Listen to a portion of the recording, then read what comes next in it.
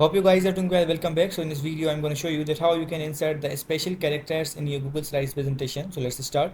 So first of all, what we have to do simply we have to go to the Google Chrome, and after going there, we need to open our presentation. And after opening that, we have to go to that slide where we want to insert a special character. So for example, I want to insert here. So now simply what we have to do, we have to go to the insert section, and after going to the insert section, you will get the option here, the special character. So we have to click on this, and after clicking on this, as you can see, you will be able to get all type of special characters here. Now you have to choose that which one you want. For example, I want this one, so I'm going to click on this. If you want this one, you can also insert this, and as you can see, for example, this one, these all special characters are provided here. So let's cut this. If you want to draw any kind of symbol, you can also do that. As you can see, I have drawn this one, so you will get the symbols like this. So I'm going to cut this one.